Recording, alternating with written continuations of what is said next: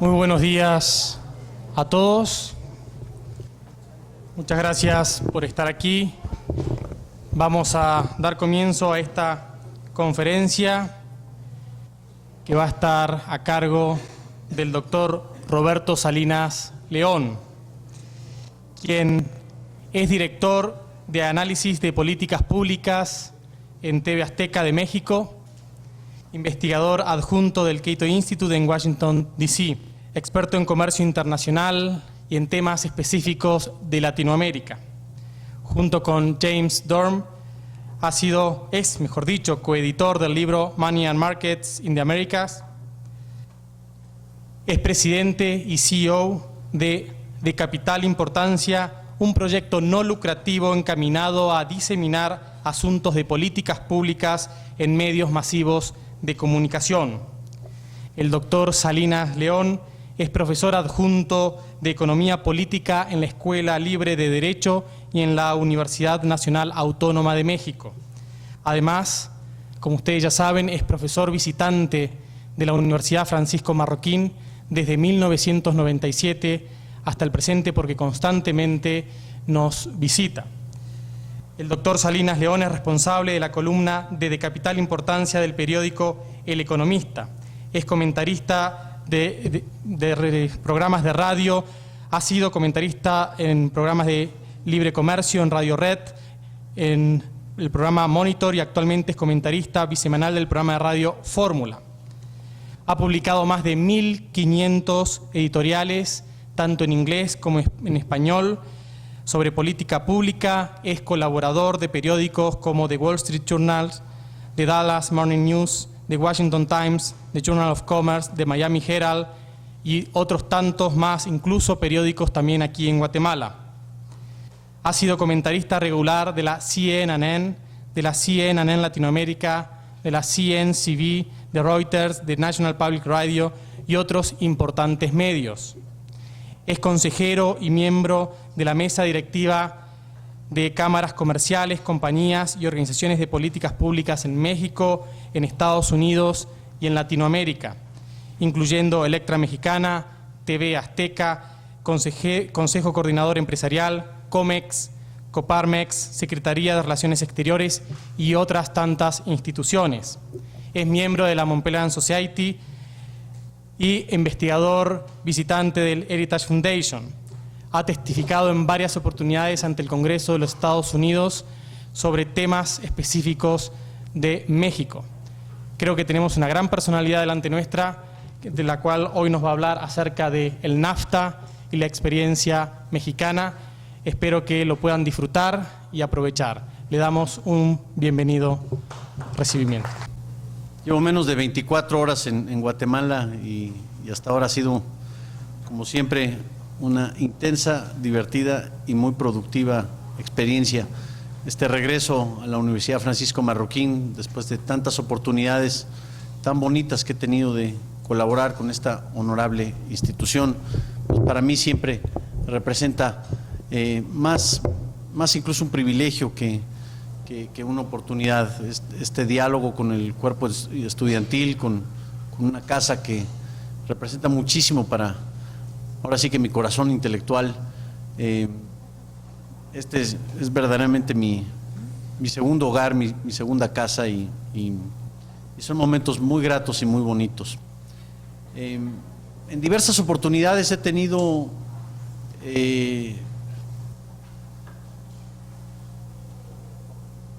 el desarrollo de poder presentar o poder caracterizar diversas ideas alrededor de lo que ha sucedido en materia comercial en México y en el mundo en los últimos años. Han sido momentos muy importantes y muy interesantes. Ahora, una conferencia de la naturaleza de la experiencia mexicana sobre el Tratado de Libre Comercio en América del Norte, pues para mí ya es una cuestión del pasado. Es decir, estuve muy involucrado en los debates a principios de los 90s y sobre todo después de la devaluación de México en 1994, la crisis de 1995, pero como que ya este tema ya no representa, digamos, un tema prioritario en la agenda de discusión económica o de políticas públicas en México. Hay algunos debates o hay algunas controversias derivadas del impacto en el sector agrícola quizá, o el impacto en el sector automotriz, pero no es algo que domina el debate cotidiano y el debate económico en la forma en que lo dominó a finales de la década de los 80s y a principios de la década de los 90s. Sin embargo, tengo muy presente pues, que este debate es fundamental para la discusión que se está celebrando en Guatemala y en Centroamérica en general, en virtud o en función de la viabilidad de poder llevar a cabo una asociación comercial con Estados Unidos por parte de toda la región. Y concretamente hablando, en función de la visión de las Américas, la llamada visión de las Américas, que se tiene para eventualmente conformar un área de libre comercio desde Alaska hasta Argentina. Esta no quiero que sea una presentación enfocada a las virtudes o los vicios de, digamos, debates alrededor del multilateralismo versus el regionalismo. O sea, voy a tratar de ser un poco más pragmático en compartir con ustedes lo bueno, lo malo y lo feo del Tratado de Libre Comercio, del NAFTA, como se le conoce en el lenguaje cotidiano, del punto de vista de la experiencia mexicana, lo que esto ha representado para México. Y quizá desmentir algunos mitos geniales, como decimos nosotros en mi patria, alrededor del papel del comercio exterior y del impacto de la globalización en la economía mexicana y en la sociedad mexicana en su naturaleza. Creo que es muy mala idea venir y decir, esto es lo que ustedes tienen que hacer, esto es lo que no tienen que hacer, y empezar a dar consejos. Pero sí es muy buena idea ilustrarles la naturaleza de la curva de aprendizaje que hemos tenido nosotros en nuestra experiencia con el comercio exterior, para de ello derivar ustedes sus propias conclusiones si vale la pena o no vale la pena. Yo creo que muchas veces en las discusiones sobre pactos comerciales, sobre tratados financieros y comerciales, asociaciones, conformación de áreas de libre comercio y demás, se nos olvida la premisa más básica, no tan solo del comercio exterior, sino de la actividad económica en sí. Que cuando el intercambio es libre y voluntario, ambas partes necesariamente se benefician. O más bien, una parte se beneficia solo si la otra parte se beneficia. Y cuando Robert Zoellick o cuando los diversos ministros de comercio hablan sobre fomento a las exportaciones, o por ahí escuché un nuevo concepto que muy popular aquí en Guatemala, la competitividad sistémica. Y me quedé como que, bueno, por ahí un amigo me dijo, no, pues es insecticida, ¿no? Porque pues, competitividad sistémica suena así como algo totalmente fuera del ordinario en el lenguaje cotidiano. Dejemos atrás esos conceptos o esas abstracciones o esos insecticidas y vamos a enfocarnos en lo que es lo básico, el intercambio. El comercio exterior como función del intercambio entre dos o más personas. Existe un mercado o existe comercio exterior cuando una persona de un país intercambia una cosa por otra con otra persona de otro país. Así tan sencillo como eso. Pero esto es lo que se nos olvida en los diversos foros de la Organización Mundial de Comercio o los foros alrededor de políticas regionales o tratados de libre comercio con la región asiática, como ahorita estamos tratando nosotros en México de llevar a cabo, celebrar un pacto comercial con Japón y con Asia. En fin.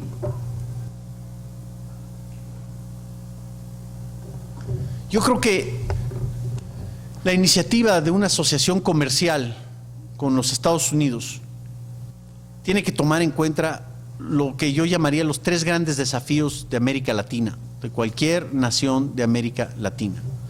Primero, en el caso concreto de México, ciertamente estos han sido muy importantes, el desafío de la estabilidad, es decir, varias regiones de América Latina han luchado muchísimos años con la oportunidad de conformar un sistema en donde lo que yo gano hoy de ingreso pueda comprar lo mismo el día de hoy, lo mismo el día de mañana que lo mismo el día de hoy. Es decir, dejar atrás los ciclos de devaluaciones, de inflaciones, de erosión del poder adquisitivo que se ha observado en Argentina, en Brasil, las crisis que hubo en Chile, ciertamente la crisis cambiaria que tuvimos en México, los problemas que tuvo Ecuador,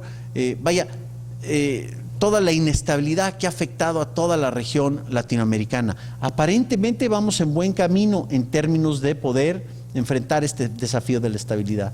Pero quedan dos grandes desafíos donde no hemos logrado transformar o potenciar las oportunidades de crecimiento que existen en nuestros diversos países. No las hemos logrado transformar en oportunidades reales o en riqueza real.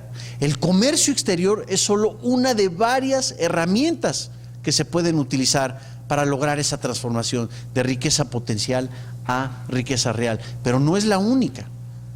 Y sería un gravísimo error pensar de que un pacto comercial con los Estados Unidos, así como algunos pueden decir que es el peor vicio en el cual un país puede caer y que es el comienzo de una catástrofe, así también sería un error decir es la varita mágica que va a solucionar todos nuestros problemas. No hay panaceas, no hay soluciones instantáneas, no hay fórmulas preconcebidas que nos van a llevar de un nivel de desarrollo a otro en un instante. Es un paquete integral de cambios, es una receta integral de crecimiento sano y sostenido a largo plazo. Y esto me preocupa muchísimo porque depende las oportunidades o lograr enfrentar el desafío del crecimiento en nuestras regiones latinoamericanas, nuestros países latinoamericanos, depende del clima de inversión que se conforme en un país. Al final del día, todas las variables macroeconómicas que quieran ustedes hablar, la conformación de la balanza de pagos, la tasa de interés, la tasa de inflación, el tipo de cambio, todas estas variables económicas al final del día dependen de una sola variable, la confianza en nuestro régimen de inversión.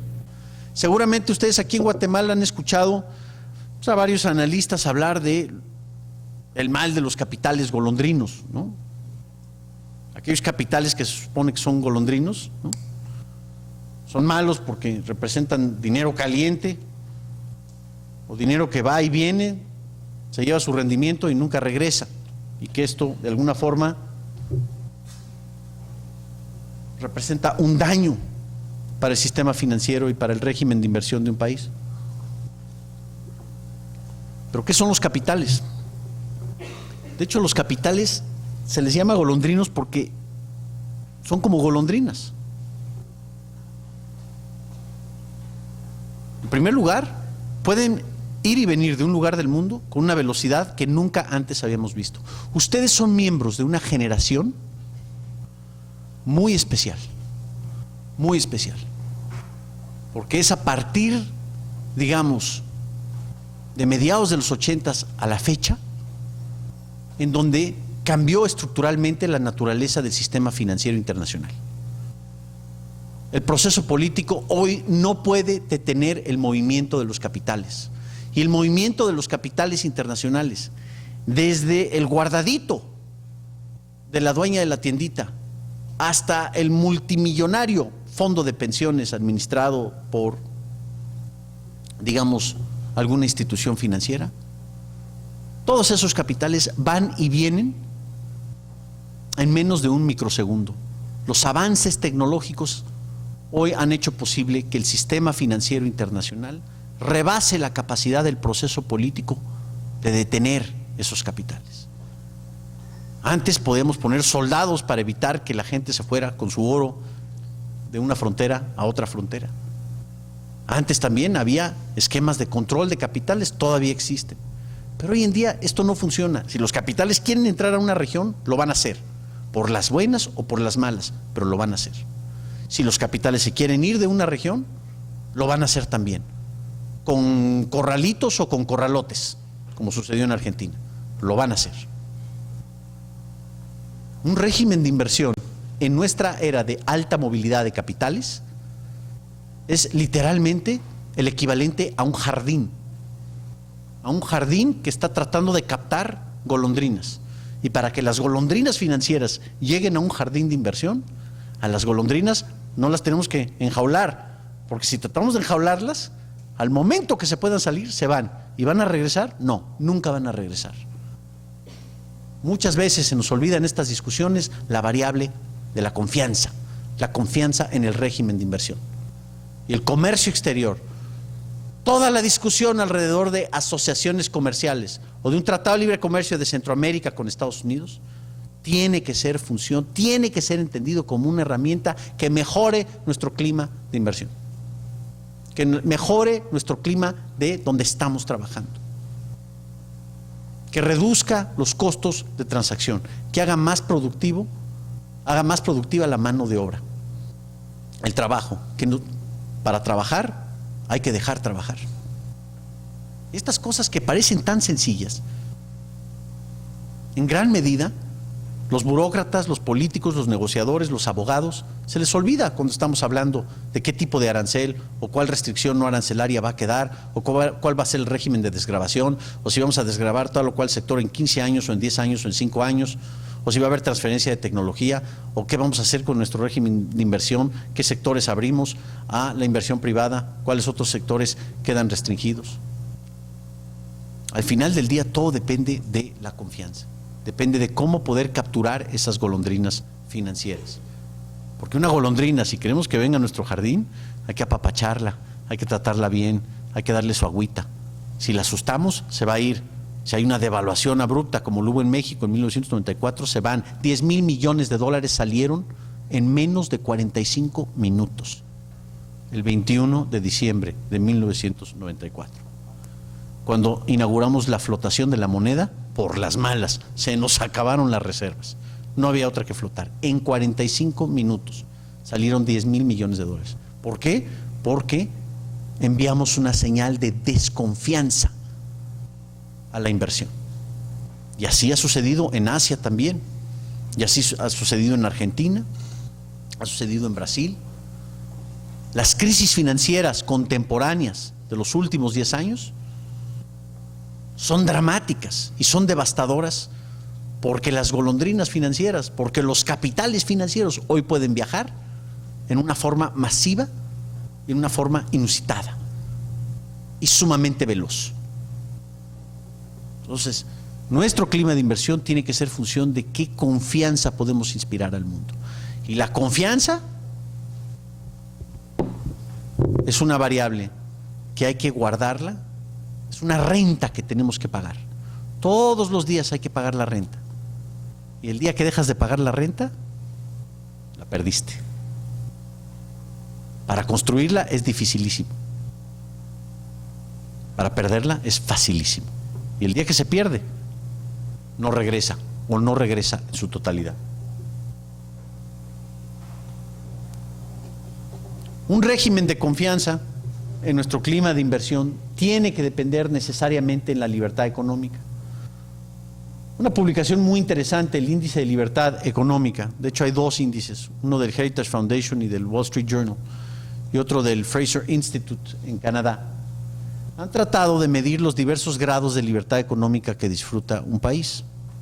La libertad económica, ¿cómo se mide? Simplemente la libertad de poder comprar y vender dentro y fuera de nuestra frontera nacional. Y para poder vender, para poder intercambiar una cosa por otra libre y voluntariamente, necesitamos ciertas cosas, por ejemplo, derechos de propiedad, por ejemplo, una moneda estable, por ejemplo, un ambiente jurídico que permita y que facilite trabajar, no que obstaculice el intercambio. Por ejemplo, la oportunidad de comerciar con quien sea, cuando sea y a donde sea, de poder intercambiar. Bueno, independientemente de esto, hay diversas mediciones, diversas metodologías, diversas variables que se pueden utilizar. Y en el caso concreto del Fraser Institute, en su índice de libertad económica, este es del 2002, pero es prácticamente, este dato no cambia para el 2003, podemos observar que aquellos países con mayores índices de libertad económica son los mismos países que tienden a disfrutar un mayor ingreso per cápita. Estas gráficas miden la relación entre libertad económica e ingreso per cápita. Y es un resultado independiente. Es decir, aunque estemos en contra de la libertad económica, si la tratamos de medir, nos vamos a encontrar con el resultado que a mayor libertad económica la tendencia va a ser mayor ingreso por habitante. Las naciones latinoamericanas se encuentran en el tercer y cuarto quintil. México se encuentra en el tercero. Muy bueno en ciertas áreas, como es comercio exterior, muy malo en ciertas otras áreas. Bueno, como ha sido el poder adquisitivo de la moneda o como ha sido el ambiente regulatorio interno. Ahora, o visto desde esta perspectiva, el comercio exterior o la liberación del comercio exterior es solo una de varias condiciones que se tienen que cumplir para poder lograr un régimen de mayor libertad económica. A mayor libertad económica, mayor ingreso per cápita. ¿Por qué? Porque existe una mayor confianza de poder intercambiar una cosa por otra libre y voluntariamente. Mucho se habla de que el comercio exterior es una herramienta para incrementar nuestra competitividad. Es esta palabra competitividad que yo les diría, cuidado con esta palabra, porque todos la usan y la gran mayoría no sabe qué significa. Yo en lo personal es una opinión muy personal, yo declararía una moratoria semántica sobre el concepto de competitividad. Vamos a eliminarlo del vocabulario. Un país no es una empresa, no es competencia de Guatemala contra Estados Unidos, así como Coca-Cola contra Pepsi. No, es intercambio de bienes y servicios. Las reglas del juego para intercambiar bienes y servicios. Van a ver un poco más adelante, una de las peores falacias alrededor del comercio exterior y de los debates del comercio exterior es quién tiene déficit y quién tiene superávit.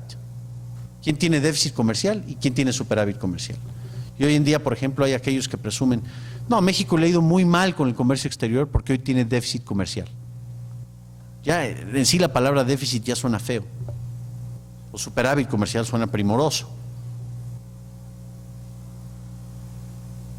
Pero esta es una forma totalmente equivocada de ver el comercio exterior. La balanza de pagos en sí obstaculiza más que facilita el entendimiento de lo que debemos hacer en materia de comercio exterior.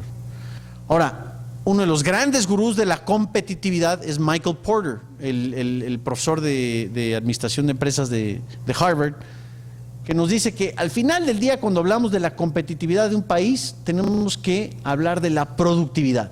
Y la productividad es el cómo. ¿De qué depende la productividad? ¿De qué depende hacer más con menos en menor tiempo? Depende de economías de especialización. Esto es importantísimo. Para que un país, para que sus empresas, para que sus personas puedan hacer más con menos en menor tiempo y con ello incrementar su ingreso, necesita derivar economías de especialización. También necesita capturar economías de escala. ¿Sí? Pero la especialización, incluso James Buchanan recientemente ha argumentado, la especialización es todavía más importante que el concepto de ventajas comparativas para entender el funcionamiento del comercio exterior. También la inversión en tecnología, o sea, un país no puede progresar si no invierte una buena cantidad de su recurso en tecnología. Y quizá lo más importante de todo, como nos han enseñado economistas como Gary Becker, la inversión en capital humano, o sea, en el músculo más importante del cuerpo humano, que es el cerebro.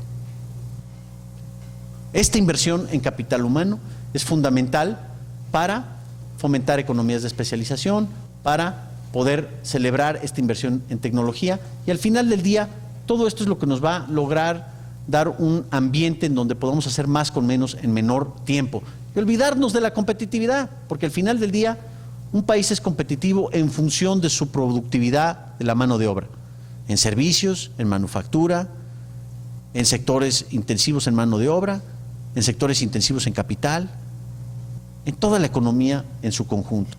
Pero el mismo Porter, y él incluso creo que lo subestima, habla de que no se puede llevar a cabo nada de esto si no tenemos ese famoso clima de confianza, esa variable que todos entendemos, la confianza. Ahora, ¿cuáles han sido las causas y las consecuencias del Tratado de Libre Comercio con América del Norte? De hecho, no es un tratado de libre comercio, es un tratado de comercio más libre. Y es importante esa distinción.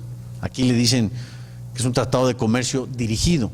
Pues sí, de alguna forma lo es. El Tratado de Libre Comercio es un tratadote de este tamaño. Son 7,000 páginas. Porque había 7,000 productos que desgravar también, ¿no? El libre comercio pues debería ser en ese sentido espontáneo. Para que haya libre comercio, pues un país no necesita firmar un tratado, necesita quitar sus barreras. Ya si los otros las quitan de otros países, ya es muy su rollo, ¿no? Pero yo, por el hecho de intercambiar, yo como persona, intercambiar una cosa por otra, pues no voy a poner una barrera al intercambio que quiera yo celebrar con alguna otra persona. Igual pasa con los países. Esa es otra falacia. El comercio es entre personas, no entre países. No podemos ver la balanza de pagos guatemalteca versus la balanza de pagos estadounidense. Es más bien lo que están comerciando los guatemaltecos en función de lo que están comerciando los estadounidenses. Yo creo que para entender el impacto del Tratado de Libre Comercio de México con Estados Unidos y con Canadá, lo tenemos que ver de diversos puntos de vista, 5 puntos de vista. ¿Cuáles fueron los principales beneficios que se derivaron? Primero, por la propia dinámica de la apertura comercial, ya existía un gran dinamismo comercial entre México y Estados Unidos. Vaya, si tienes 3,000 kilómetros de frontera con los gringos, vas a comerciar con ellos. Haya o no haya barreras comerciales. O es a través de la economía informal, o el contrabando, o lo hacemos por las buenas, derribamos nuestras barreras arancelarias. Pero va a haber intercambio comercial. Ahora, cuando hay intercambio comercial, surgen disputas comerciales, ¿cierto? O surgen también otro tipo de barreras, barreras no arancelarias. Cuidado. En Estados Unidos se presume mucho de que son librecomercistas, porque tienen un arancel promedio muy bajo en comparación al resto del mundo. Pero vean ustedes las restricciones que existen a nivel no arancelario. Y les van a salir con cosas como leyes sanitarias, leyes fitosanitarias, normas técnicas. Una anécdota muy famosa en México es que el mango mexicano no puede ingresar a Estados Unidos por cuestiones fitosanitarias. Yo creo que porque piensan que es mexicano y lleva gusanitos por naturaleza de ser un mango mexicano. Entonces hay que sumergirlo en una tina de agua tibia, 1 hora y media. Y ya si salen los gusanitos, a todo dar. Quitas el mango y entonces ya puede pasar. Bueno, ¿quién se va a comer un mango después de estar sumergido en una tina de agua 1 hora y media? ¿Esto realmente es por cuestiones sanitarias o por cuestiones de que estás protegiendo un cierto mercado de fruta? ¿Se está utilizando la barrera por motivos sanitarios o por motivos proteccionistas? El aguacate, otro clásico ejemplo. México es un importante productor de aguacate. Tendría un mercado natural en Estados Unidos, pero esto atenta contra los intereses de los productores de aguacate, digamos, en California. Entonces, la norma en el aguacate había sido: no entra a menos de que lo pueda checar. Y claro, pues si lo checas queda puro guacamole, que al fin y al cabo es lo que les gusta a los gringos, ¿no? Otra barrera o restricción sanitaria. Pero ¿quién se va a oponer a una restricción sanitaria o ecológica? ¿Sí? El atún de México no puede entrar porque matan a los delfines al pescar el atún. Entonces ya incorporas consideraciones políticamente incorrectas como excusa. Porque, a ver, un comerciante, si un productor no va a querer proteger su sector por razones, si yo digo, no, es que si yo tengo un mercado cautivo, aumenta mi margen de utilidad y con ello me puedo llevar más sin tener que competir más. Pues si da ese argumento, pues es un argumento muy malo, revela sus intenciones. Pero si dice, no, es que debemos proteger este sector por el daño que se está causando a los delfines o porque estamos poniendo en entredicho salud del ciudadano estadounidense, pues suena mucho más bonito una excusa ecológica o sanitaria que una excusa comercial o una excusa totalmente individualizada. Entonces, mucho cuidado, porque ahí es donde nos meten muchos goles los estadounidenses. Es a través del abuso de barreras sanitarias, fitosanitarias, barreras ecológicas, normas técnicas, ¿sí? La naranja en Florida, ¿sí? No se puede importar naranja en Florida si no es que tenga ciertas medidas. Y qué curioso que esas ciertas, o la piña, y esas ciertas medidas solo son aquellas donde se pueden producir en los mismos Estados Unidos. Y puede haber gente como Connie Mack, el ex senador Connie Mack, totalmente comprometido con el libre comercio. Para la hora de la hora, él votó en contra del Tratado de Libre Comercio. ¿Por qué? Porque querían quitar esta restricción en las naranjas y afectaba a los agricultores estadounidenses. Sí, fíjense, fue muy curioso el caso con México. Se dio mayor oposición en Estados Unidos que en México, la firma del Tratado de Libre Comercio. La gran figura ahí, no sé si se acuerdan o lo tienen ubicado, fue Ross Perot, el chaparrito multimillonario tejano, ¿sí? Que tuvo un debate incluso con el vicepresidente Al Gore en ese momento sobre los beneficios del Tratado de Libre Comercio o los pros y contras del Tratado de Libre Comercio. Y él hablaba de que iba a haber un Great Sucking Sound, ¿no? Que todos los empleos se iban a ir de Estados Unidos a México por la mano de obra barata, ¿sí? Y que esto iba a devastar toda la planta productiva en el sector manufacturero de los Estados Unidos. Y por ahí dijo un subsecretario de Comercio nuestro, bueno, pues sucking sounds are for suckers, ¿no? Y este señor hablaba con una xenofobia impresionante, prácticamente un odio a todo lo que no fuera, con un nativismo local que reflejaba un desprecio por todo lo que no fuera particularmente tejano o estadounidense.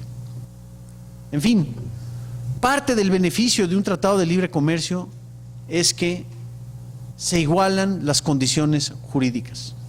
Cuando hay una controversia, cuando hay una disputa comercial, se puede recurrir a un esquema de reglas del juego que ya no depende de los Estados Unidos o de Canadá, sino que en el caso del Tratado de Libre Comercio, del NAFTA, es trilateral. Es un mecanismo de resolución de disputas. Y este mecanismo trilateral representa una oportunidad para todas las partes involucradas de decidir la disputa comercial en una forma en que sea justa y equitativa, neutral. Una disputa comercial que se decide en Estados Unidos, de cada 100 casos que se presentan ante el USTR, 97, adivinen quién los gana. Los gringos. ¿Por qué? Porque la naturaleza del sistema está hecha de tal suerte que las reglas van a favorecer a la parte local. En este sentido, el mecanismo de resolución de disputas, fíjense, esto va más allá del comercio exterior, ¿eh? Es un beneficio jurídico. El mecanismo de resolución de disputas implica que podemos empezar a decir, oye, todo lo que no puedes exportar o vender de Guatemala a Estados Unidos o de Centroamérica a Estados Unidos por cuestiones sanitarias o fitosanitarias o ecológicas, si pensemos nosotros que tenemos un buen argumento, podemos recurrir a la Corte, podemos recurrir al mecanismo, y el mecanismo está arriba de la ley de todos los países involucrados, y es un panel de arbitraje neutral el que decide la disputa comercial. Si ustedes le preguntan a los canadienses qué piensan del Tratado de Libre Comercio que firmaron con Estados Unidos desde 1988 a la fecha, el gran beneficio para ellos ha sido que la disputa comercial ahora se resuelve en territorio neutral y no en territorio local, porque antes invariablemente perdían las disputas comerciales en cuestiones como antidumping, penas compensatorias. Ahora tenemos un arancel, prohibitivo arancel de acero, que la administración Bush también ha presumido muchísimo, favorecer el libre comercio, pero ha sido una de las administraciones más proteccionistas en años recientes. Así que el hecho de igualar las reglas del juego a un nivel en donde todos participamos como iguales, ¿sí?, ha sido un beneficio importantísimo del Tratado de Libre Comercio. Y al hacer eso, estás reduciendo el costo de transacción. Es decir, al contar con reglas del juego que son iguales para todos, independientemente de que allá económicamente son mucho más grandes, la economía de México es el equivalente al estado de Florida. Es decir, el área metropolitana de Chicago es más grande en términos económicos que todo México. Vaya, dicho de otra forma, 18 millones de mexicanos que viven en los Estados Unidos producen más ingreso que 100 millones de mexicanos que viven en el sur de la frontera. Y seguramente un concepto que ya ha surgido en los debates aquí en Guatemala ha sido la enorme asimetría económica. Es otro insecticida como competitividad sistémica, las asimetrías económicas. Bueno, sí, ya lo sabemos. Ellos son más ricos que nosotros, ¿ok? ¿Quién se va a beneficiar más del intercambio comercial? ¿Ellos o nosotros? Mucha gente piensa, no, es que ellos se van a llevar más del pastel. Eso es no entender que el intercambio libre y voluntario entre dos o más personas es un acto en donde ambas partes necesariamente se benefician. ¿Sí? Miren lo que ha pasado con el nivel de compraventa de México con Estados Unidos y Canadá de 1994 a la fecha. Yo testifiqué ante el Congreso de Estados Unidos en 1991 a favor del Tratado de Libre Comercio, y en ese entonces presumía que México tenía un nivel de exportaciones y de importaciones cercano a un nivel de exportaciones cercano a los 22,000 millones de dólares anuales, 22,000 o 25,000 millones de dólares anuales en ese entonces, que gracias a la apertura comercial hoy estamos exportando 22,000 millones de dólares anuales en bienes y servicios.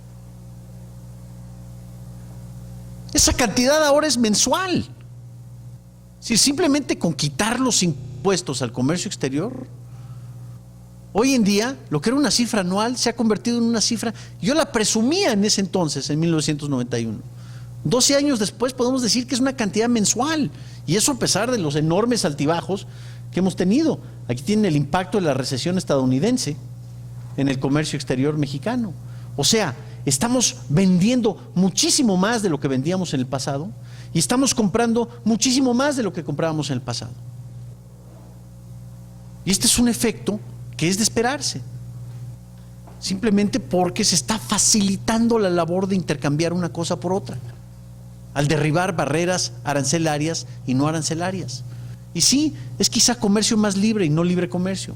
Quedan algunas barreras, quedan cosas nocivas como reglas de origen, que son mecanismos de proteccionismo regional, o reglas de contenido regional y de contenido natural. Eso me imagino quiere decir que ya pasamos a preguntas y respuestas. Otra cosa muy importante, y que es muy importante para economías emergentes, es que al poder acceder a un mercado más grande, podemos capturar economías de escala. En vez de producir, digamos, 1,000 pantalones, ahora podemos producir 100,000 pantalones. Mis costos automáticamente se me abaratan. Podemos también celebrar economías de especialización. Podemos tener el beneficio de importar tecnología en una forma que es mucho más costeable y más barata, más eficiente de lo que era en el pasado, sin la barrera arancelaria o la barrera no arancelaria. Antes de celebrar el Tratado de Libre Comercio con los Estados Unidos, o antes incluso de la apertura comercial, 80% de lo que México vendía al exterior era petróleo. Entonces bajaban los precios del petróleo y bolas, se nos venía una crisis, igual que lo tiene Venezuela hoy en día. Suben los precios del petróleo, hay un boom petrolero, pero todo dependía de los altibajos del mercado de petróleo. Y esto es muy sano, es muy poco sano. Es depender de una sola canasta, meter todos los huevos en una canasta. O véanle desde el punto de vista personal. Si ustedes tienen una cantidad que quieren invertir, ¿qué van a hacer? ¿La van a apostarle todo, digamos, a las acciones de Yahoo o a un bono brasileño? No, van a querer diversificar la cartera. Un poquito aquí, un poquito allá, y así estás diversificando el riesgo. Hoy en día, después del Tratado de Libre Comercio, la venta petrolera representa menos del 6% de la venta total de productos de México al exterior. Y no es ninguna cifra mágica, es simplemente que se han diversificado. Ahora, además de petróleo, vendemos refrigeradores, vendemos computadoras, ¿sí? Podemos vender algunas frutas, legumbres, flores. Se pueden vender otras cosas. Y también se pueden comprar otras cosas. O sea, aquí le ha ido bien al productor y aquí le ha ido bien al consumidor. Esto es lo que esta gráfica refleja. La explosión del comercio exterior. Hoy, la proporción de productos que son transables o comerciables en México representa 65-66% de la actividad económica en su conjunto. Y eso habla de la integración comercial. Ahora ya no son tres economías, ahora ya es realmente una economía que se empieza a regionalizar o especializar. Entonces tenemos el mercado de California y Baja California, o tenemos el mercado de Texas y de Sonora, o tenemos el mercado del Caribe. Ya se empiezan a focalizar. Es el mismo fenómeno de regionalización, de globalización a nivel regional, regionalización. Al poder capturar economías de especialización y economías de escala, esto aumenta la competitividad de nuestra economía, o sea, la productividad de nuestra mano de obra. ¿Por qué? Porque puedo hacer más con menos en menor tiempo. También, al tener reglas del juego que ya son trilaterales y no tan fáciles de cambiar, pues esto inspira un clima de inversión más rentable. Es decir, ya hay mayor disposición para apostarle a México antes de lo que había sin este orden, sin este nuevo orden jurídico. Y esta es la tesis llamada The Golden Straitjacket, es decir, la camisa de fuerza de oro. No estoy seguro que esta tesis sea 100% válida, pero sí hay un ingrediente importante. Al abrir tus fronteras, automáticamente pues, estás comerciando bienes, estás intercambiando bienes y servicios con otros países. Automáticamente, esto implica que tus propias reglas del juego interno tienen que cambiar. Digamos, tienes que acoplarte a lo que te pide la norma internacional. Y si la norma internacional te presiona y te dice, mira, tu institución política es corrupta, es ineficiente, tienes que celebrar una mayor apertura política. No es ninguna coincidencia que las dictaduras de hoy en día son también economías que son cerradas en su comercio exterior. Cuando los bienes cruzan fronteras, también las ideas cruzan fronteras. Corea del Norte, por ejemplo, incluso Cuba. ¿Por qué en Cuba se ha logrado penetrar una cierta posición de ideas, una cierta competencia de ideas?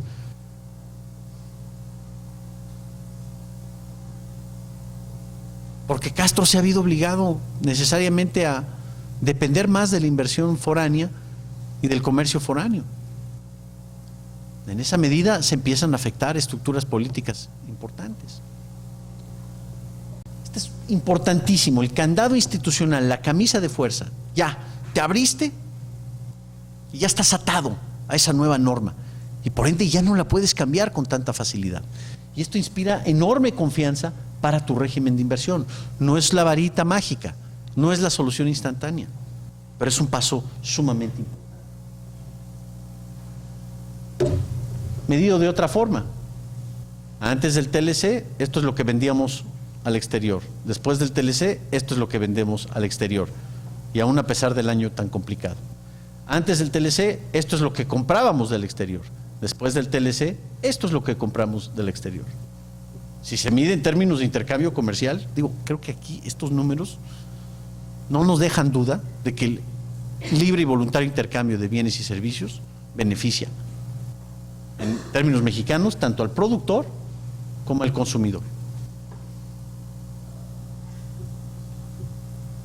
Ha habido una gran discusión en México, pero es que el Tratado de Libre Comercio y la apertura ha devastado al sector agrícola. Es un argumento totalmente dogmático. Que aquí vemos las exportaciones agroalimentarias de México antes del Tratado de Libre Comercio y después del Tratado de Libre Comercio. Es un aumento de 142%.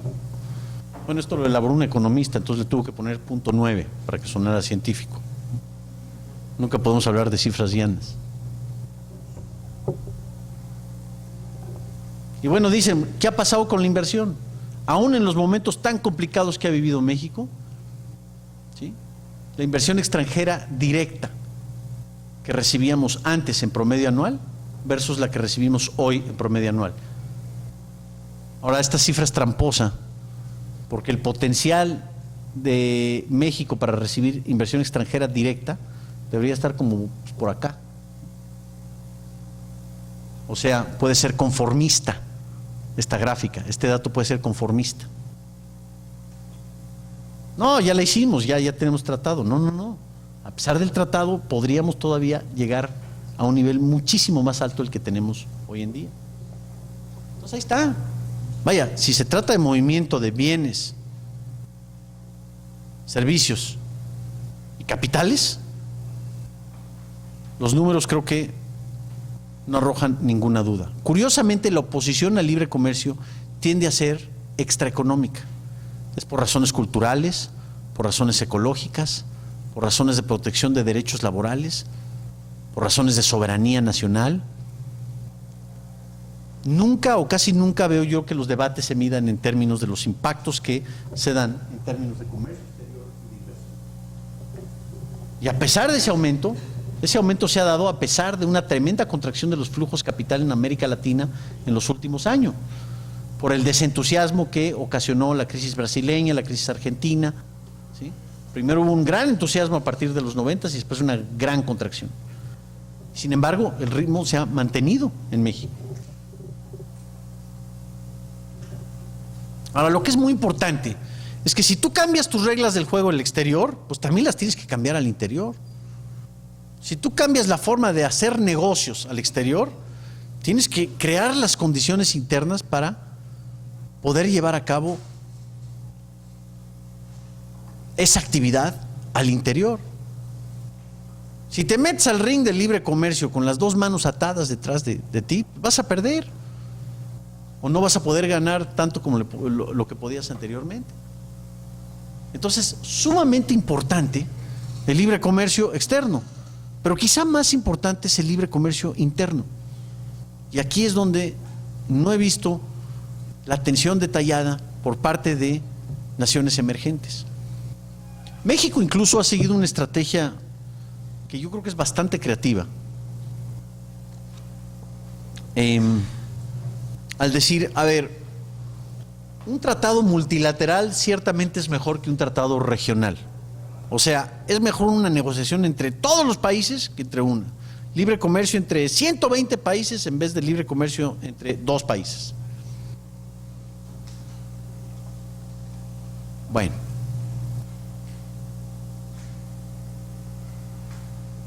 Pero ustedes pónganse a tratar de negociar con 120 países y tienen el fracaso de lo que acaba de ser la ronda de Cancún. Lo que es la Organización Mundial de Comercio, antes se le conocía como el GATT, the General Agreement of Tariffs and Trade. Mucha gente se burlaba del GATT porque decían realmente es the General Agreement of Talk and Talk. Todo lo que hacían hablaban. Rondas aquí, viajes allá y reuniones ministeriales por todos lados, y no llegaban ni siquiera al más mínimo acuerdo de reducir subsidios agrícolas o de quitar normas, barreras arancelarias.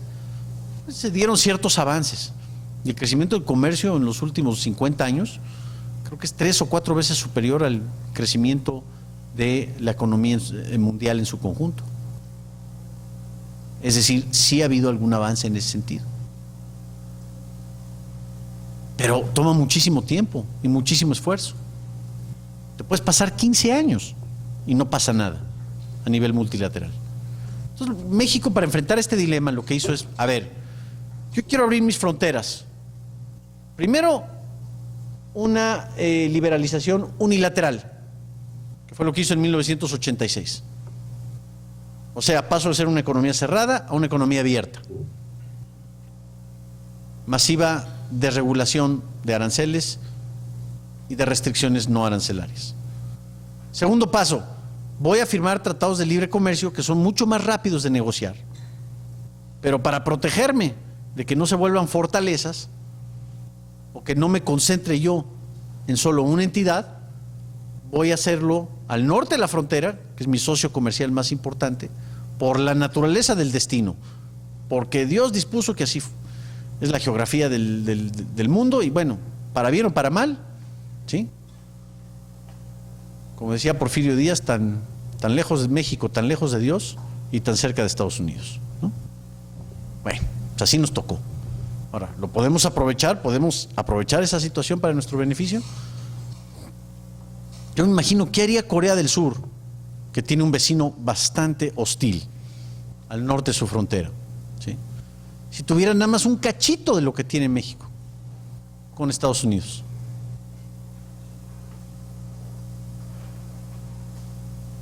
El enorme aprovechamiento que se derivaría de los flujos comerciales.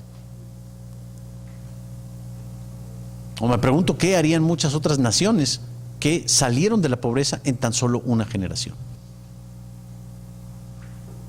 Chile, que a pesar de que tiene su comercio bien diversificado y no concentrado con una nación del mundo, que han estado esperando, vaya, desde hace 10 años para que se dé un tratado de libre comercio. Sea la administración de derecha o de izquierda o de lo que sea, ya no es un asunto ideológico, es un asunto pragmático, de poder vender y comprar más, de poder vivir mejor.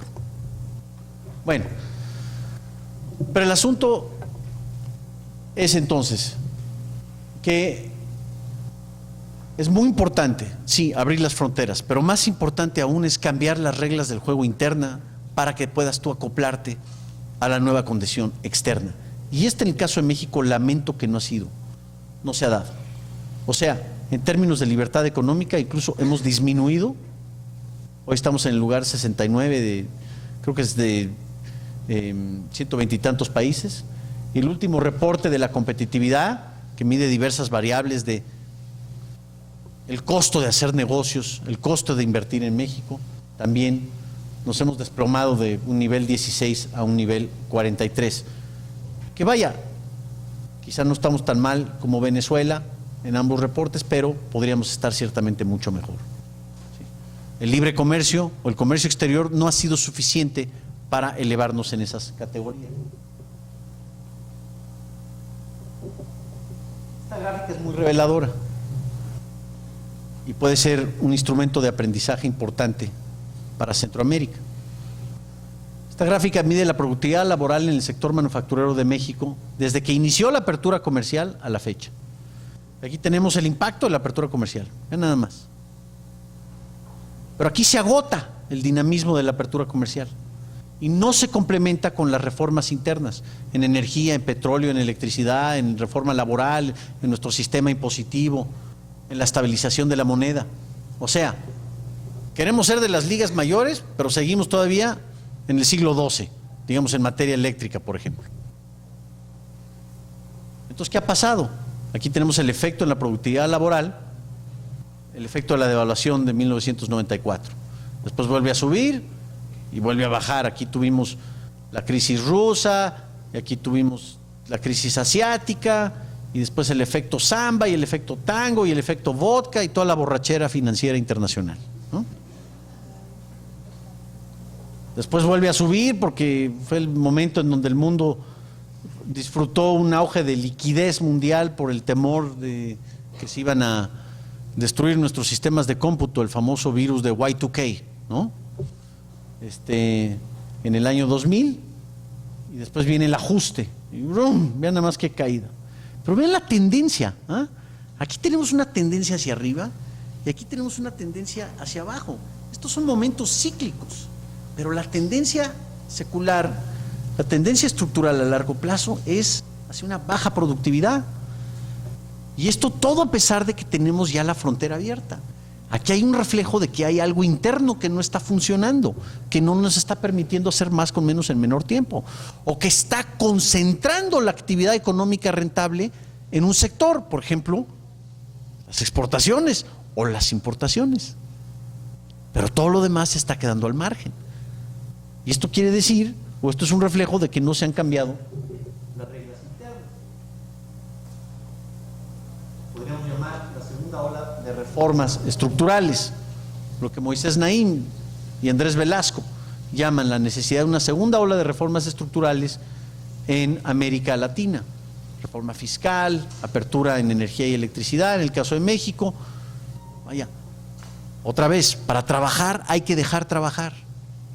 Entonces, si yo quiero comerciar al exterior, pero tengo que dedicar 30% de mi tiempo a llenar trámites y hablar con mi contador y a tener que contratar despachos de abogados, se generan altísimos costos de oportunidad que no me permiten utilizar ese tiempo para poder colocar más venta en el exterior o en el interior.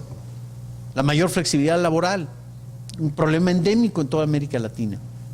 Y derechos de propiedad, la certidumbre alrededor de los derechos de propiedad. Aquí hay otra grafiquita que me robé de Bancomer en México, que mide la protección de derechos de propiedad en todo un universo de países. Y la tendencia es clarísima aquí. La tendencia es a menor protección de derechos de propiedad en los países, menor ingreso por habitante. Ahí está México otra vez, dentro de la mediocridad. ¿Sí? Un complemento de una reforma interna a los derechos de la propiedad nos ubicaría aquí. O sea, el libre comercio es una condición necesaria, pero no suficiente para lograr el progreso económico. Y el libre comercio lo van a aprovechar un 50, un 60 o un 70% en ausencia de los cambios internos, ya sea en derechos de propiedad o en el marco regulatorio interno. Y esta es quizá la lección más importante que podemos observar del caso mexicano en los últimos 10 años. Rápidamente hablemos de los mitos geniales, es decir, de los focos rojos, de lo que tenemos que ver. Seguramente en los debates se va a hablar mucho de la balanza de pagos y de que Guatemala o Centroamérica puede generar un déficit comercial con los Estados Unidos. ¿Okay? ¿Saben cuál es la forma más rápida de generar un superávit? ¿Quién está de acuerdo aquí que debemos tener déficit o superávit? ¿Sí? ¿Quién le gustaría ver un superávit comercial con los Estados Unidos? ¿O un déficit comercial? Nadie. Indecisos. Mucha gente piensa, pues un superávit. La mejor forma de generar un superávit comercial, o sea, de que exportes muchísimo más de lo que importes, es destroza tu economía interna. Todo lo que antes vendías internamente, ahora lo vas a tener que vender externamente. El último año que México tuvo superávit comercial fue la crisis del 95. El año pasado Argentina tuvo un superávit comercial bestial. ¿Por qué? Porque no puede comprar, la economía está despedazada, no puedes comprar, ¿sí? Y todo lo que antes estabas vendiendo internamente, ahora lo tienes que vender al exterior. Ah, pues así que fácil. Mucha gente piensa que la finalidad del comercio exterior es exportar y que las exportaciones son el motor más importante de la actividad económica y que por eso debemos impulsar el libre comercio. No, olvídense de la balanza de pagos o del hecho que las exportaciones son prioritarias. Las exportaciones son una actividad necesaria para poder mejorar nuestro nivel de vida. ¿Y cómo mejoramos nuestro nivel de vida desde el punto de vista económico? Comprando. Fíjense qué curioso, la finalidad del comercio no es exportar, es importar. Pero hoy las importaciones, bueno, son peor que Satán. ¿No? Nunca vayan ustedes a defender digamos, en lo que es el mainstream, ¿no? En una discusión. No, es que nos va a ir mejor porque vamos a poder importar más. Entonces, cuidado con el mito de la balanza de pagos. También la reciprocidad negativa. Si allá nos ponen un arancel, entonces acá les debemos de poner un arancel. Si allá están subsidiando tal o cual producto, entonces acá tenemos que subsidiar tal o cual producto. Si allá nos dan una patada, nosotros tenemos que corresponderles con una patada. Esto al final del día lo que está dañando es al consumidor local. Nos estamos haciendo daño a nosotros mismos por razones políticas, por razones de comercio justo, que es una de las grandes contradicciones de términos. El comercio por naturaleza, repito, una parte se beneficia si otra se beneficia, implica ya un contrato subterráneo. Si quieren dejamos estos para la pregunta y respuestas, pero hay una gran tentación en América Latina de decir que debemos abaratar nuestra moneda local para poder lograr una mayor competitividad de las exportaciones. Y este es un mito que han vendido los exportadores, que implica una disminución del salario real de trabajadores para aumentar no la competitividad del producto. Vaya, Grupo Modelo en México exporta una gran cantidad de cerveza, la Corona, que es muy famosa, hay otras cervezas, 2X, Victoria, que se exportan, y muy buenas. Pues el sabor de una Corona no va a aumentar si el tipo de cambio se deprecia un 10% o un 15%. Es decir, la calidad del producto no va, y el precio del producto no van a aumentar o disminuir. Lo que sí va a aumentar es el margen de utilidad, porque mi costo de mano de obra se me va a disminuir. Y ahí lo que tenemos es simplemente una transferencia de recursos del sector que gana en moneda local al sector que gana en divisa foránea. Nunca se ha visto un caso en donde un país se fortalezca con una moneda débil, pero el concepto de una devaluación competitiva, y aquí es un pleito eterno con los economistas de Merrill Lynch y los analistas de Goldman Sachs, y vaya, todo lo que es el mainstream internacional, de que debemos, hoy en día Jon Snow, el secretario del Tesoro de Estados Unidos, ¿sí?, dice que va a fortalecer el dinamismo económico de los Estados Unidos devaluando el dólar. ¿Sí? Vamos a hacer que el cuerpo económico sea más fuerte quitándole sangre, porque así desaparecen los números rojos y ya no tenemos un déficit en la balanza de pagos. Mucho cuidado con estas discusiones. Al final del día, como diría Ruth Richardson, lo dijo precisamente en este mismo foro, la que fue ministro de Finanzas de Nueva Zelanda. Cuando hablamos del progreso, la prosperidad de un país, necesitamos un sentido de urgencia. Sí, sobre lograr una economía más abierta, una economía competitiva, pero tiene que ser parte de todo un cuadro. Este concepto es maravilloso que nos explica Ruth Richardson. Si esto no viene acompañado de una reforma del Estado donde haya mayor transparencia presupuestal, por ejemplo, o de bajas restricciones regulatorias, es como que estás saneando parte del cuerpo, pero desprotegiste la otra parte. Si logras estabilidad de precios, pero no tienes responsabilidad fiscal o mercados laborales flexibles, estás poniéndole demasiado peso a un área de la política económica, ¿sí?, concentrando demasiado peso sobre eso. ¿Y qué pasa al final del día? ¿Qué pasa con, digamos, un cuerpo humano que de repente cae en la obesidad? El corazón, de alguna forma u otra, tiene que dar en determinado momento. Es el todo lo que importa. Y el libre comercio es importantísimo. Quizá de las más importantes, si no la más importante. Pero no podemos quitarle el ojo a todo lo demás. Tiene que ser parte de todo un cuadro, todo un marco conceptual, donde las reglas laborales sean flexibles, donde no se gaste más de lo que se tenga, donde el gasto del gobierno esté acotado, sea transparente, donde lo que ganamos hoy de nuestro ingreso pueda comprar lo mismo mañana de lo que compra el día de hoy, y donde podamos vender dentro y fuera de nuestras fronteras nacionales. Es todo el cuadro en general lo que nos va a permitir transformar la enorme potencia económica, la enorme potencialidad económica en riqueza que verdaderamente beneficia a todos nosotros, en riqueza real, en poder adquisitivo, en lograr y crear oportunidades que nos permitan vivir mejor. Bueno, con eso doy terminada la presentación.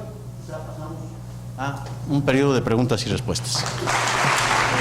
¿Qué opina usted en el caso, por ejemplo, de Estados Unidos, de las grandes sumas de subsidios que otorgan a ciertos sectores, como por ejemplo la agricultura, y a la hora de entrar en un comercio libre con Guatemala, por ejemplo? Bueno, creo que se están perjudicando a ellos mismos. O sea, están beneficiando al productor agrícola norteamericano a costas del consumidor general. ¿Sí? El hecho de que ellos estén subsidiando sus productos. Ahí es ver el libre comercio en función de una competencia entre productores. Ciertamente es una medida, una barrera desleal que te pone artificialmente con una ventaja competitiva. ¿Pero a costa de qué? A costa de que tienes que quitarle recursos a otra parte de la sociedad, ¿sí? Para subsidiarlos a ellos mismos, ¿sí? Y al final del día puedes acabar produciendo café norteamericano subsidiado, y el café guatemalteco no puede competir en igualdad de circunstancias, quizá no pueda competir en igualdad de circunstancias, pero que últimamente se está perjudicando es el consumidor, que no tiene el mejor producto al menor precio, o no tiene la balanza del mejor producto al menor precio posible, por el hecho de que existe esta distorsión de un subsidio agrícola a determinado sector. Entonces, sí estás compitiendo en desigualdad de oportunidades, pero es algo en donde, créemelo, se están perjudicando ellos igual o más de lo que te están perjudicando a ti a nivel de competencia. La idea, por supuesto, de estas asociaciones comerciales es quitar o es nivelarlo, ¿sí? De que no entres en esas desventajas, pero sería un error decir, bueno, si tú estás subsidiando, entonces yo también voy a subsidiar. Ahí caes en la falacia de la reciprocidad negativa. Últimamente se trata de hacer más con menos en menor tiempo, pero de que la finalidad del comercio es comprar, es consumir. Es un tema muy complicado y ciertamente ha sido tema de gran discusión, pero mira, yo ya te enseñé un caso real, el caso mexicano. Nosotros también nos enfrentamos contra toda clase de subsidios, toda clase de mañas y cochinadas gringas, ¿sí? Y aún así estamos exportando 142% más de lo que exportábamos antes, ¿sí? Bueno, muchas gracias, jóvenes.